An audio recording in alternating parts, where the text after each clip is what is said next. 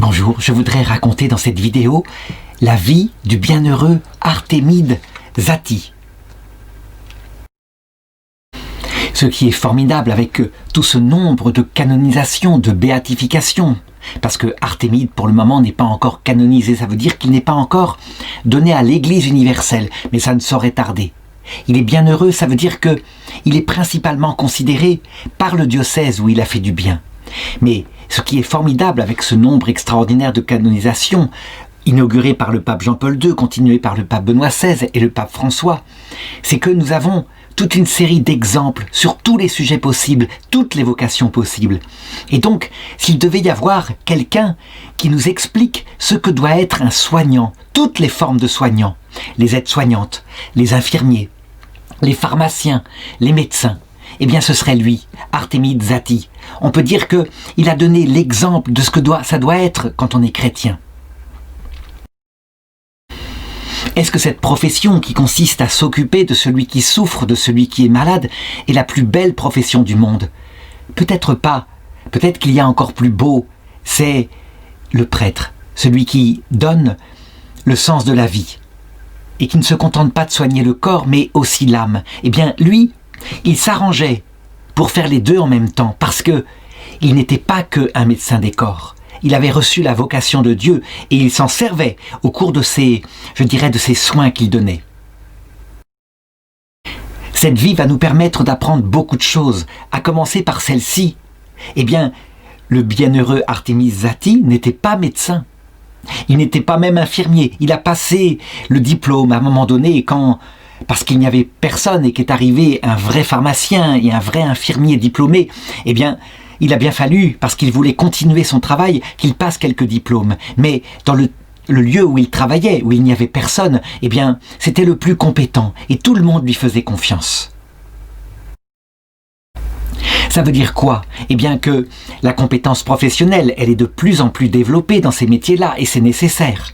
Mais, quelquefois, même s'il y a un peu moins de compétences professionnelles, mais que c'est accompagné d'une âme qui est avec le patient, eh bien quelquefois, la guérison, elle se fait encore plus. En réalité, maintenant, à notre époque, il faut l'âme du bienheureux et puis la technicité qu'on apprend dans les écoles d'infirmiers, de médecins, etc. Alors, qui est-il? Eh bien, il est né le 17 octobre 1880. C'est cette grande période, le 19e siècle, où il y a eu un renouveau dans l'Église catholique absolument incroyable en Europe. Et en fait, il naît en Italie, mais il ne va pas rester longtemps en Italie. Donc, il naît dans l'Émilie, au nord-est de l'Italie. Son papa s'appelle Luigi Zati, sa maman Albina Vecchi. Ce sont de modestes agriculteurs italiens profondément catholiques, avec beaucoup d'enfants. Il y a une période où, on peut le dire, l'Italie est une terre d'émigration. Pourquoi? Parce que c'est la misère, on ne peut pas le nier. Les terres sont peu fertiles, on gagne très difficilement sa vie, on n'y arrive pas. Et donc, eh bien, qu'est-ce qui se passe à cette période-là? Quand on a beaucoup d'enfants, on n'a pas beaucoup de chance de les mettre à l'école. Il y va un peu tout de même, mais dès l'âge de 4 ans, il aide un petit peu au champ. Et puis à l'âge de 9 ans, manifestement, ses parents sont trop dans la misère. Alors, il s'embauche comme ouvrier agricole. Et alors, dès cet âge-là, sans doute à cause justement de cette pauvreté, et puis de ce qu'il a vu, les travaux qu'a fait sa mère pour ses petits frères, ses petites sœurs, eh bien, il manifeste par rapport à ses camarades, ceux de son âge, un vrai sens de la responsabilité. Et puis, comme il a reçu de ses parents une foi extrêmement solide, eh bien, il ne se laisse pas entraîner par de mauvaises fréquentations. On sait ce qui peut arriver. On sort du travail, on fréquente des camarades, et les camarades, ils commencent à boire, comme ça. Et donc, très vite, eh bien, on est pris par l'alcool. Ce ne sera jamais son cas. En fait, dès cette époque-là, il n'a que Dieu dans le cœur et sa famille, aider sa famille de tout son cœur. Son salaire annuel, c'est 25 lire par an, c'est rien du tout. Eh bien, ça lui suffit. S'il peut aider, il aide. Il donne tout cet argent à sa famille. Et quand on lui donne un cadeau, un gâteau par exemple, parce qu'il a bien travaillé, et c'est vrai qu'on est vraiment content de lui, au lieu de le manger et de s'en régaler, il l'apporte encore une fois à sa famille. Et la grande joie qu'il a, c'est de voir ses petits frères, ses petites sœurs qui le dévorent en le remerciant. Évidemment, À un moment donné, cette situation ne peut plus durer. La malnutrition commence à arriver en Italie. Beaucoup partent en France, par exemple, où il y a des mines, on peut y travailler. Et puis, il y a l'Argentine. On en entend parler en Italie. Il y a ce monde nouveau, pratiquement vide, des terres immenses qui sont à exploiter. Et beaucoup d'Italiens qui s'y installent, et des Espagnols aussi. Si bien qu'à un moment donné, eh bien, le papa décide que, manifestement, il faut y aller, il faut émigrer. Et donc il prend toute sa famille, et Artémide aussi, qui a 17 ans. Nous sommes en 1897, et tout le monde part pour l'Amérique du Sud.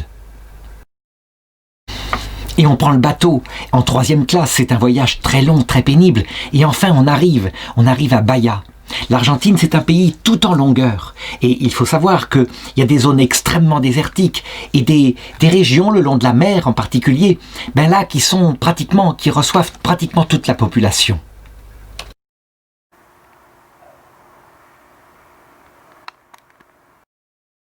En 1885, on a commencé à installer une voie ferrée, si bien que la région de Bahia, puisqu'elle est en lien avec Buenos Aires, eh bien, elle a commencé à se développer. Et puis de la population est arrivée, venant d'Europe en particulier, ce qui a permis véritablement quand même à ce pays de prendre un certain essor. Et le papa, qui est très courageux, il se lance, il ouvre un stand au marché pour vendre quelques petits légumes qu'il a pu cultiver. Lui qui sait faire que ça, agriculteur. Quant à son fils, eh bien, il s'embauche comme ouvrier dans une fabrique de tuiles. Et puis, il a cette foi toujours très profonde. Et il découvre qu'à côté de là où il habite, il y a une communauté qui vient d'Italie aussi. On les appelle les Salésiens. C'est quelque chose d'extraordinaire, qui est tout jeune, qui a peut-être 25-30 ans, qui a été fondé par un grand saint italien qui s'appelle Saint Jean Bosco. Ce sont des moines, enfin des religieux, qui s'occupent en particulier des jeunes qui sont en déshérence, mais aussi de toutes les sortes de misères. On peut le dire. Saint Jean Bosco, c'est un saint extraordinaire. Un saint qui était en plus prophète. Ça veut dire qu'il avait comme des visions prophétiques et il a su, à Turin, ramener plein de jeunes à la foi. Toujours est-il que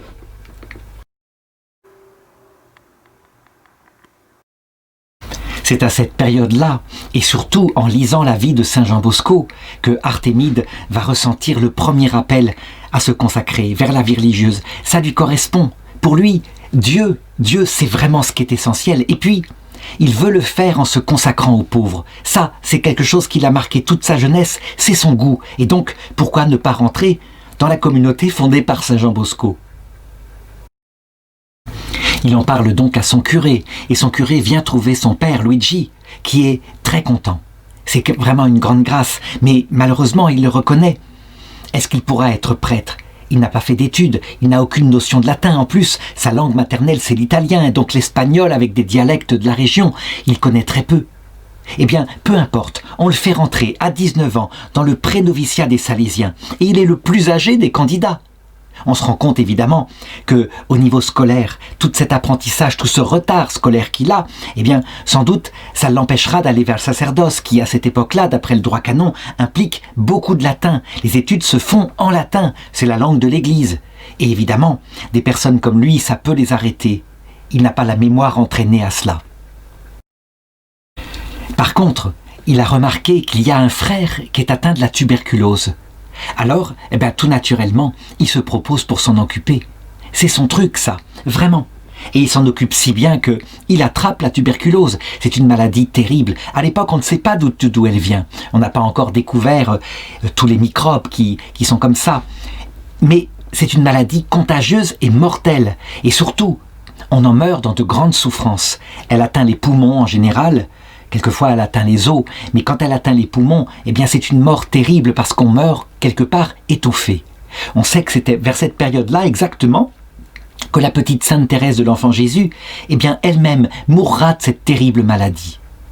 Et elle dira, par rapport à ce qu'elle a vécu juste avant de mourir, elle le confiera à une de ses sœurs. Je comprends maintenant ceux qui se tuent. Donc ça indique ce que vivent les pauvres malades. On n'a pas la médecine moderne.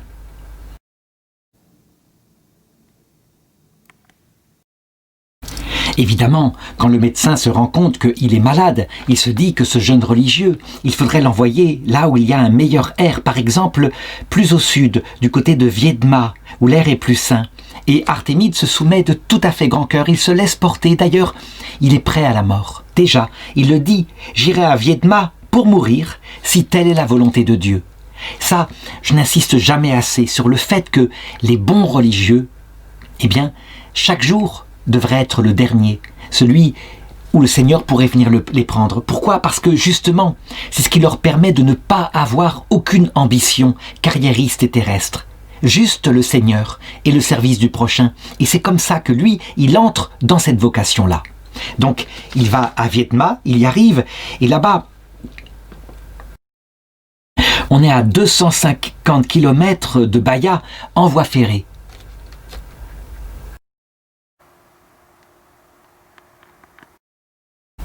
C'est un poste très éloigné, très peu peuplé. Il y a surtout des soldats, mais il y a aussi des indigènes, donc des Indiens, qui évidemment n'ont jamais eu l'immunité que les Européens ont attrapée. Et donc ils meurent comme des mouches. Les maladies occidentales, quand elles arrivent là-bas, elles les déciment. Alors les frères salésiens, ils ont ouvert une sorte d'hôpital avec une pharmacie et puis des infirmiers pour s'occuper comme ils le peuvent de ces pauvres gens. Il arrive et il est reçu par le père Evasio Caron, qu'on appelle le docteur. En réalité, il n'est pas du tout docteur. Il a juste eu une expérience d'infirmier dans l'armée italienne. Mais il y a tellement peu de monde, il n'y a pas de soignants, que tout le monde lui donne le titre de docteur. Et il fait ce qu'il peut sur le terrain. Alors, quand il l'accueille, il lui suggère de faire cette prière-là. Il dit ceci. « Dites à notre Seigneur, si vous me guérissez, je consacrerai le reste de ma vie aux malades de cet établissement. » Et Artémide trouve que cette suggestion est extraordinaire. Mais oui, si le Seigneur veut le laisser sur place, alors il se tourne aussitôt, comme il le lui a suggéré, vers la Sainte Vierge. C'est elle que, on le sait, à qui Jésus confie ses enfants. Et donc il lui fait cette prière-là. Et à peine l'a-t-il fait qu'il guérit.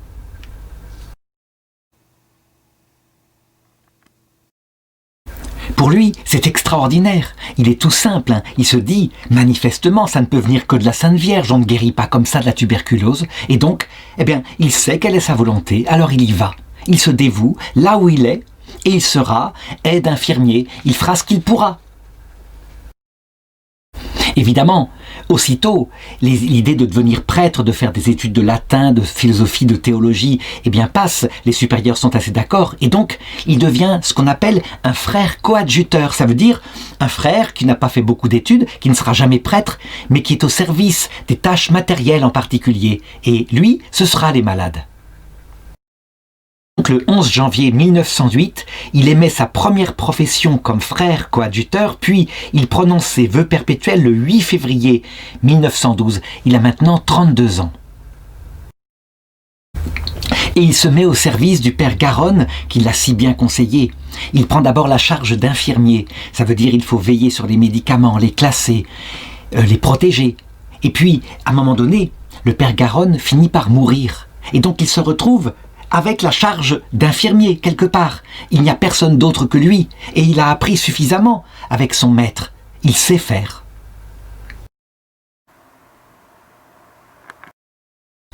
Ce qui est extraordinaire, c'est que il est tellement compétent, mais les gens s'en aperçoivent, que on dirait un médecin.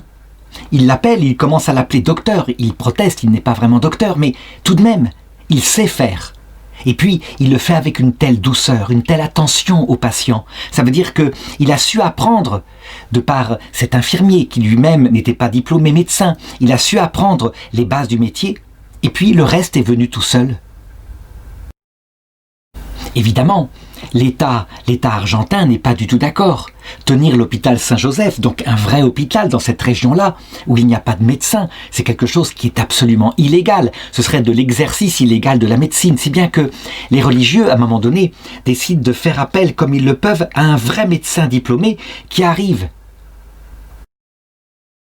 Et lui, il se met à son service, et il est là, efficace, organisateur, si bien que, en jouant de ses relations, en jouant de tout ce qu'il peut, il arrive à réorganiser totalement le matériel de l'hôpital Saint-Joseph, de venir faire du matériel très moderne, et ça commence à être quelque chose qui véritablement est un vrai hôpital. Et les malades se le disent, et les indigènes en particulier, les Amérindiens, ils viennent et se font soigner. Évidemment, ils n'ont absolument pas de quoi payer peut-être un peu de choses agricoles, des choses comme ça. Eh bien, qu'est-ce qu'il fait ? Il part en vélo et il parcourt toute la ville avec son grand chapeau. Et quand on le voit passer comme ça, on le sait. C'est que il a soit rendez-vous avec un banquier pour faire un emprunt, soit avec un donateur pour récolter de l'argent. Et il arrive à faire fonctionner les choses. Mais c'est bancal, hein, c'est comme ça toujours, mais il y arrive. Les gens viennent en particulier parce que lui, même s'il est compétent, je l'ai dit techniquement, eh bien, il y a quelque chose de plus en lui. Quand on l'approche, eh bien, on se sent comme aimé, on se sent comme conforté, mais pas seulement d'un amour humain. Quand par exemple quelqu'un va mourir, il est là. Et c'est comme si on partait vers un magnifique voyage. Ça veut dire qu'il communique sa joie et son espérance. Il sait que de l'autre côté de cette vie, ce sera merveilleux. Si bien que, quelque part, on ne vient auprès de lui que pour apprendre à mourir parfois. Actuellement, en Occident, on a séparé complètement ce rôle qu'il peut y avoir quand on est proche de la mort. Ce rôle n'est pas attribué aux médecins, mais comme il n'y a plus de prêtres qui passent non plus, eh bien, quelquefois les infirmières qui, dans leur formation, reçoivent l'apprentissage des 14 besoins qui avaient été mis en place par Virginia Anderson, eh bien, ce sont les infirmiers qui, quelquefois, sont assez lucides pour se souvenir que un des besoins, c'est justement, il porte sur le sens de la vie. Qu'on doit être capable de pratiquer sa religion parce que ça fait partie de l'homme. Et donc, quelquefois, des infirmiers consciencieux ont le courage, parce que c'est quelquefois le courage, hein, on risque de perdre sa place dans un pays devenu fou qui pense que le domaine du sens de la vie est un domaine purement familial, privé, et que si on en parle dans le cadre de sa profession, on serait presque en faute professionnelle, ce qui est une folie quand on est au bord de la mort. Eh bien pour lui, ça sort tout naturellement de sa vocation. Ça veut dire qu'il guérit les corps, il guérit les psychologies aussi. Et puis, il réconcilie quand les personnes sont mal parce qu'elles ont commis des fautes, qu'elles se sont fâchées avec leur famille. Et il parle de Dieu, si bien que les gens sont complètement remis quand ils sont avec lui comme avec un vrai médecin de tout l'être. Ça aussi, c'est une question qui s'est vraiment posée. On a vu des médecins dans les années 80, 1980, qui guérissaient des cas. Ils étaient les médecins d'un foie, d'une rate. Et puis, ils ne savaient même plus qu'ils étaient en face de personne. Évidemment, à un moment donné, on s'est rendu compte que ça n'allait pas du tout, qu'il fallait être ce qu'on appelait holistique, que l'homme, il avait bien 4 degrés dans sa psychologie. Certes, la vie biologique fondamentale, mais aussi cette vie psychologique a besoin de tendresse, de gestes d'écoute, de petites choses qui rassurent. C'est important. On ne traiterait pas un chien comme ça, en lui retirant toute affection. Mais il y a aussi dans l'homme la vie morale. Quand on n'est plus visité par sa famille, ou quand on s'est fâché avec sa famille, eh bien, ce sont des choses qui rongent l'âme. Et il ne faut pas oublier la 4e dimension, la dimension mystique, celle qui fait qu'on cherche à savoir si cette vie a un sens. Et particulièrement quand, coupé de sa famille, on se retrouve dans un lieu qui sent la mort quelque part, et donc qui nous met face à quelque chose que les animaux, eux, ne sentent pas, ne comprennent pas plutôt, à savoir que notre vie est passagère. Il est l'homme qu'il faut à ces gens-là. Alors en 1914, eh bien, le bienheureux Artémide obtient la nationalité argentine, ce qui pour lui est une grande joie parce que sa vie maintenant, elle est là, elle n'est plus du tout en Italie. Et l'hôpital Saint-Joseph, il est de plus en plus connu, si bien que, alors qu'il y a un hôpital pour une prison qui est à côté, on finit par envoyer des détenus qui sont malades dans l'hôpital Saint-Joseph. Évidemment, c'est quelque chose de risqué parce qu'il y a parfois des détenus qui se font passer pour malades, en fait pour s'enfuir. Toujours est-il que c'est lui qui est chargé principalement de l'hôpital Saint-Joseph et qui veille la nuit les patients. Et voilà qu'un jour, un prisonnier, qui avait probablement rusé, s'enfuit. Et qui est-ce qui est accusé de ne pas l'avoir assez gardé? Eh bien, c'est lui, c'est Artémide. Et Artémide se retrouve devant le tribunal, où là le juge, très injustement, le condamne à une peine de prison pour, citation, « manque de surveillance de ses patients ». C'est évidemment terriblement injuste. Eh bien, il se retrouve en prison. Et c'est là que les gens vont se rendre compte du rôle absolument fondamental qu'il a. Ça veut dire que les gens sont comme orphelins. Et surtout, ils sont profondément scandalisés par cette injustice. Ils disent, mais comment ça? Ils nous ont mis ici les prisonniers et ils n'ont même pas mis de garde pour les surveiller. Et maintenant, ils s'en prennent à notre docteur. Notre docteur, il n'est même pas infirmier. Voilà comment ils le considèrent. Et donc, ils commencent à manifester de plus en plus fermement. Ils veulent qu'il soit libéré immédiatement. Il va y avoir une gigantesque manifestation autant que c'est possible dans ces régions très peu peuplées. Dans la rue, il y a les infirmiers, les écoliers du collège, il y a les convalescents, puis il y a aussi tous ceux que plus avant il avait soignés, qui sont là, et avec des instruments de musique, des tromblons, et on manifeste dans la rue. Si bien qu'après 5 jours de détention, eh bien, évidemment, le juge, qui est tout contrit, le libère. Et lui, simplement, il sort comme ça, évidemment acclamé par les gens. Et il dit « J'avais tant besoin d'un peu de repos. C'était bien, finalement, ça m'a permis de me ressourcer. » Et c'est vrai, il ne faut pas oublier cette dimension du frère Artémide. En fait, il est dans l'action, effectivement, mais son action est totalement fondée, comme c'est le cas pour tous les saints, sur une vie de prière. Il ne tiendrait pas s'il était purement dans l'agitation et dans l'action, je dirais, caritative. Saint Vincent de Paul l'avait dit, on ne peut pas trouver Jésus-Christ dans les pauvres avant d'avoir passé énormément de temps à chercher Jésus-Christ pour lui-même.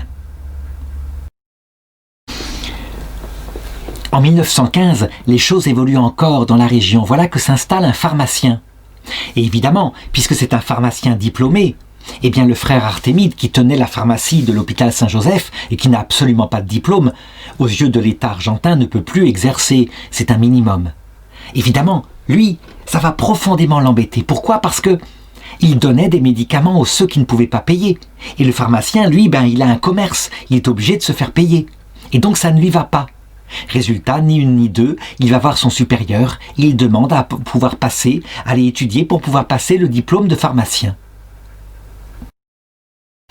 Évidemment, il a déjà des connaissances extraordinaires, il a manié tous les médicaments qui sont connus à cette époque-là, donc il obtient l'autorisation, il va à la Plata, il passe les examens nécessaires et il revient diplômé. Ça y est, il est pharmacien diplômé cette fois.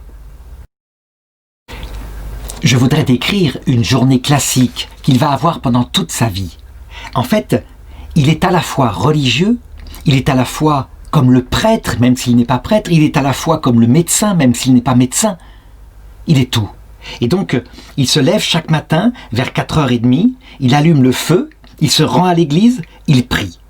Il est souvent prosterné le front jusqu'à terre. Puis il assiste à la messe. Avant de visiter les malades de l'hôpital, qui le saluent tous du titre respectueux de Don Zati. Don, c'est le titre qu'on donne aux ecclésiastiques, aux prêtres en Italie. Il n'est pas prêtre, je l'ai dit, mais pour eux, c'est comme s'il était prêtre, et c'est à lui qu'ils aiment confesser leurs péchés. Il ne peut pas donner l'absolution, mais c'est tout comme. Ensuite, il passe au réfectoire, il prend un petit café, et il enfourche sa bicyclette pour aller donner les soins à domicile. Ça, c'est un travail d'infirmière ou d'aide-soignant. Il le fait tout simplement. Il serait condamné à notre époque. Eh bien, il le fait. Ensuite, à midi, il sonne la cloche pour le couvent. Il récite l'Angélus avec la communauté. Il y a le déjeuner.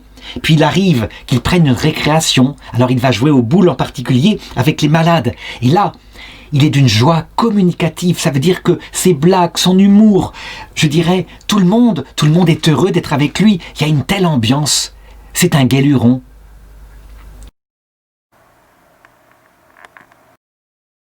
Je crois que c'est saint Philippe Néri qui avait dit qu'un saint triste est un triste saint.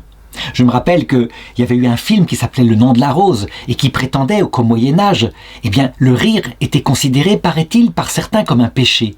C'est évidemment absurde, sauf peut-être à considérer que le jansénisme, qui a été au XIXe siècle, c'est vrai dans certaines parties de l'Europe, ou alors le puritanisme chez les protestants, c'était la foi catholique. En réalité, c'était une déviation de la foi catholique, parce que, certes, on regarde son péché, ce qui peut rendre triste, Mais en même temps, on regarde l'amour du Christ, ce qui rend joyeux, plein d'allégresse, parce que, quand bien même notre péché serait grand comme une montagne, la miséricorde et l'amour du Christ est bien plus grand. Ensuite, à 14 heures, il reprend ses tournées à bicyclette, et puis après le souper, il travaille à sa correspondance, puis il prend contact avec le personnel de l'hôpital, il donne des précisions et des conseils, des consignes, si bien que sous son influence, on voit que tous les soignants de l'hôpital, ils grandissent en délicatesse et aussi en charité chrétienne. Ensuite, le soir, après le repas et après la prière commune, il refait le tour des malades. C'est son rôle, quelque part, d'infirmier. On reconnaît ce que font les infirmières, qui font le matin le tour des malades, le midi, le soir, etc. Déjà, il le fait à cette époque-là. Ensuite, il n'a pas d'obligation à l'extérieur, donc le soir, il le consacre à lire des livres pieux. Parce que sa vocation, il doit la fortifier. Ou alors, des traités de médecine. Il doit se former en médecine, parce qu'il n'y a pas de vrais médecins, je l'ai dit, dans le secteur. Alors évidemment, on peut trouver que la journée est excessivement remplie et que cet homme-là va se détruire. En réalité, il a pris la devise de Saint Jean Bosco. Ça veut dire que certes, il agit énormément, mais sa devise, c'est travail et tempérance. Ça veut dire qu'il sait se détendre comme il le faut. Il sait qu'il doit être bien dans sa peau afin d'être un meilleur soignant. Et donc, évidemment, sa vie privée, on peut le dire, qui serait pour un infirmier ou un médecin sa famille, sa femme, ses enfants, pour lui c'est le Christ. Mais pas seulement le Christ, parce que tout est unifié. Et donc quand la nuit, il entend le gémissement d'un malade, alors il y va tout de suite. Et quand il entend ces gémissements, c'est les gémissements du Christ à l'agonie au Jardin des Oliviers qu'il entend.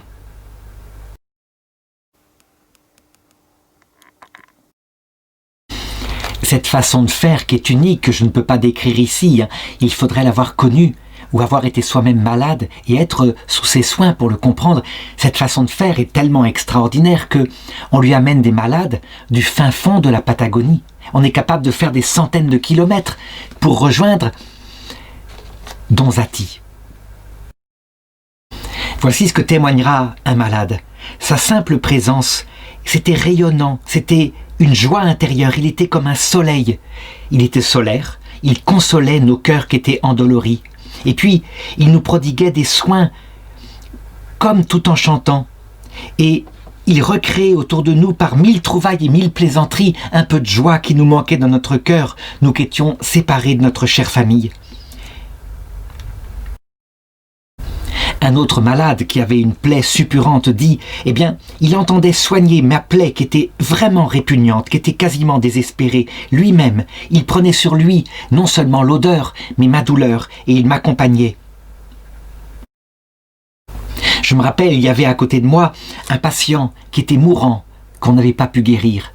Et il est mort avec le sourire aux lèvres parce que Don Artémide était là, qui lui tenait la main, et qui l'accompagnait dans le passage qui allait le mener au ciel.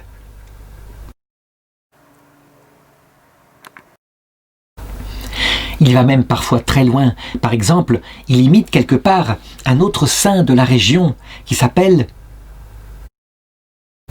Saint Martin de Porres. À un moment donné où il n'y a plus de place à l'hôpital, il n'y a plus de lit, alors il décide qu'un malade qui est particulièrement atteint, il faut qu'il ait un lit, et il n'a plus qu'un lit, c'est son propre lit.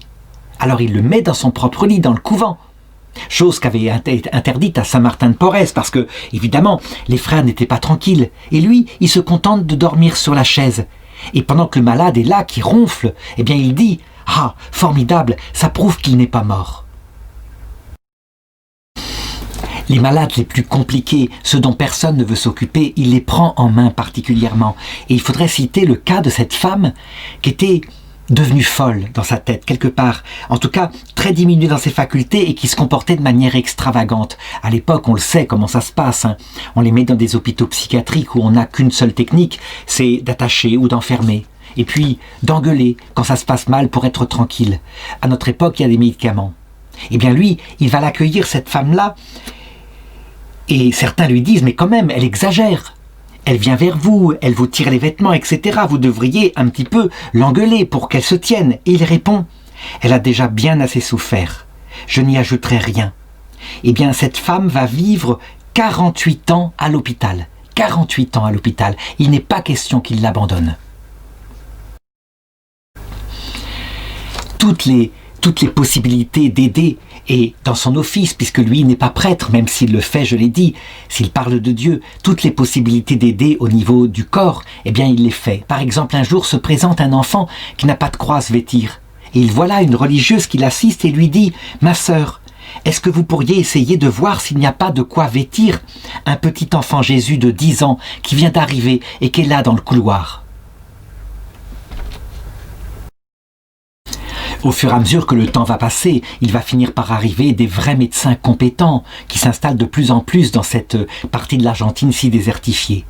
Et ce qui est curieux, c'est que les médecins qui sortent de l'université, eh bien, ils le voient tellement compétent que pour eux, il est l'un des leurs. Ils peuvent discuter avec lui de n'importe quel sujet des plus ardus dans le domaine médical, y compris des derniers progrès. Il connaît tout, il s'informe, il se forme. Je veux dire par là que il ne faut pas croire que, quand la charité est mise en premier, on en abandonne pour cela la nécessité d'être bon en technique dans ce métier-là. Il n'empêche que ce qui rayonne en lui, c'est pas ça, c'est son âme. Et un médecin athée avouera un jour, en présence de Zati, ben même mon incrédulité vacille. Si jamais il y a des saints sur terre, eh bien, en voilà un. Je voudrais m'arrêter ici pour contempler un petit peu la compassion qu'il a pour les patients. Est-ce qu'il souffre de leur souffrance? Il faut dire que, eh bien, Artémide, c'est quelqu'un d'extrêmement sensible, effectivement. Et donc, il porte les souffrances de ceux qui souffrent, mais en même temps, il ne peut pas les porter trop, ça veut dire, dans ce sens, que ça le rendrait malade. S'il était malade, de la maladie même des patients, il le sait, il ne serait pas entièrement dévoué à leur service. Et donc, quelque part, il est protégé de ces souffrances-là. Sa sensibilité reste intacte. Il n'est pas un professionnel froid, comme certains le deviennent. Non, il est profondément humain, mais dans le juste milieu, toujours cette tempérance qu'il va montrer. Il doit rester un bon professionnel et donc, son cœur ne doit pas être excessivement pris. Mais il doit rester quelqu'un qui aime, et donc son cœur est pris par les patients. C'est un homme complet, et quand, en 1834, voilà qu'un siège d'évêché est créé à Viedma, et comme on n'a pas de locaux pour l'évêché, eh bien, l'évêque décide de prendre les locaux de l'hôpital Saint-Joseph. Ce qui, évidemment, paraît un peu culotté, parce que, du coup, tout le travail qu'il a fait durant toute sa vie pour installer un bel hôpital qui soit quand même assez moderne, tout est détruit, tout est à reconstruire. Eh bien, il ne se décourage pas du tout. Il reprend en main les choses.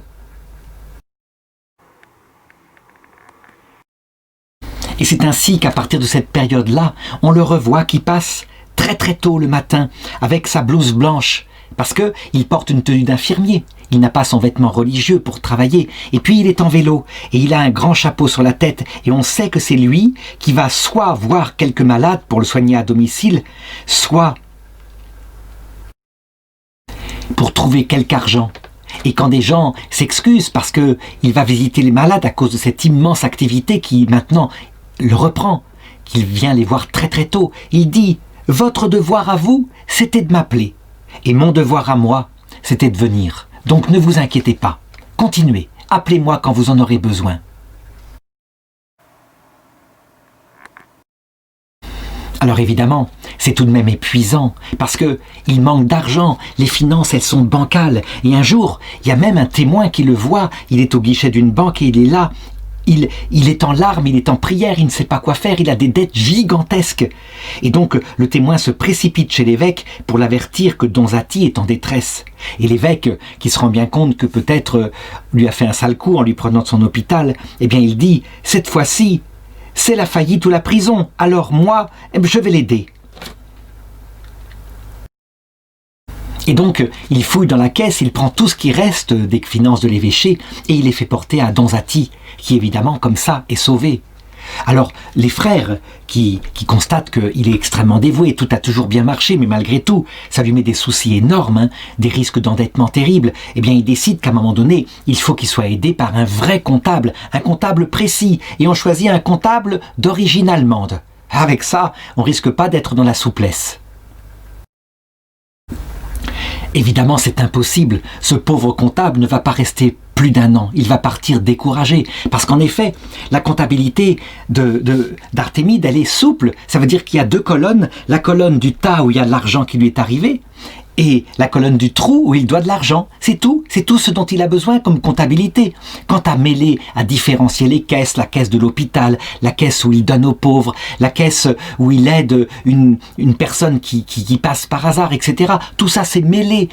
Je dirais, il y aurait à notre époque un procès, on parlerait de... Enfin, ça serait même impossible. Ça serait impossible.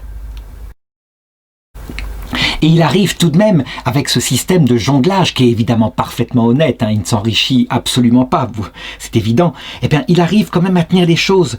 Et il dit qu'il se remet à la providence divine. Je ne demande pas à Dieu de m'envoyer de l'argent, je lui demande seulement de me dire où il y en a. Et il répète souvent, l'argent, s'il ne sert pas à faire du bien, il ne sert à rien.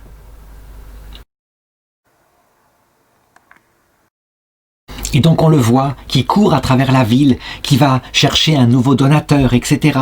Et les donateurs, malheureusement, il les a tellement pillés que quelquefois, eux, ils essaient de filer de côté pour ne pas avoir à donner encore un peu d'argent, et il s'en sort comme ça. Il va continuer ainsi avec son vélo, comme une ligne moyen de transport. On voudrait bien, à un moment donné, lui donner une petite automobile, ça serait le minimum. Nous sommes en 1951, donc il y a de quoi, je dirais, améliorer les choses, d'autant plus qu'à 71 ans, il n'a plus la santé d'avant. Il refuse, il pense que c'est trop pour lui. Il a son vélo, ça ne dépense pas d'essence, et donc c'est très bien. Vers le début justement de cette année 1951, il va sur un toit pour le réparer. Et évidemment, ce qui doit arriver arrive. À cet âge-là, il glisse du toit, il s'étale de tout son long par terre et il se blesse. Mais il en faut plus pour l'arrêter. Il est requinqué quelques semaines plus tard. Cependant, les gens qui sont là voient qu'il n'a plus la même énergie qu'avant.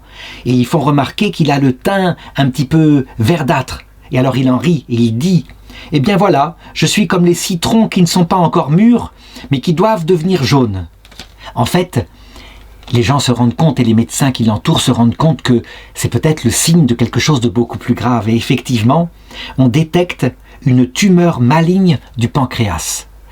Le cancer du pancréas, c'est quelque chose de terrible, quelque chose qui est pratiquement jamais guéri, même à notre époque en 2020 où je fais cette vidéo. Alors on le lui annonce, et lui, évidemment, c'est une grande joie, et il dit « Je suis venu ici il y a 50 ans pour mourir, et maintenant qu'arrive le moment, vous voudriez que je m'attriste? Je me suis préparé à ça toute ma vie. » Et effectivement, à partir du moment où on lui a annoncé cette maladie, eh bien on le voit qui est rayonnant, il est pris d'une nouvelle joie, comme s'il allait partir vers une magnifique rencontre. Et les médecins, évidemment, sont là, qui lui demandent, comme font les médecins, « Comment allez-vous » Alors il répond « Je vais vers le meilleur, je vais vers le meilleur. » Ça veut dire « Je vais vers le Christ, bien sûr. » Le 8 mars 1951, il écrit une ordonnance pour lui-même, lui qui n'est pas médecin, une ordonnance où il donne la liste des soins qu'il doit avoir dans les 8 jours à venir. Et évidemment, comme il le faisait tout le temps, il la soumet à l'approbation du médecin qui tout de suite voit que c'est effectivement judicieux.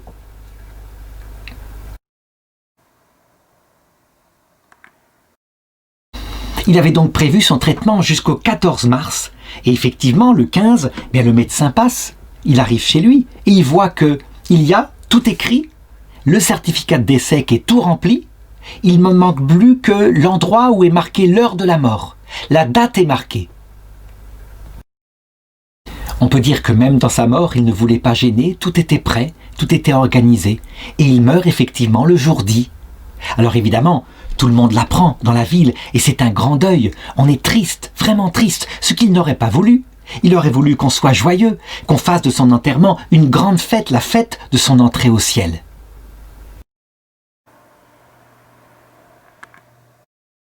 En tout cas, le maire de la ville est tellement désolé d'avoir perdu un tel saint, parce que c'est comme ça qu'on le pense, qu'il décrète que ce jour-là, le jour de l'enterrement, qu'a lieu le 16 mars 1951, tous les ateliers, toutes les usines seront fermées.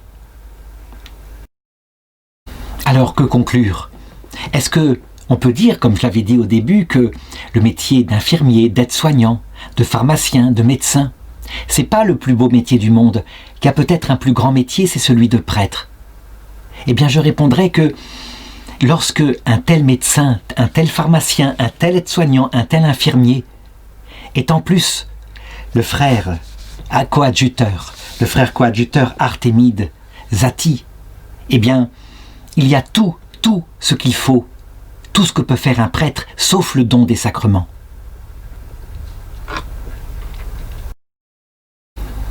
Il recevait les confessions, il les écoutait, il ne donnait pas l'absolution, mais véritablement, il pouvait dire à ses patients qu'elle allait mourir, mais le Seigneur, bien sûr, qu'il te pardonne.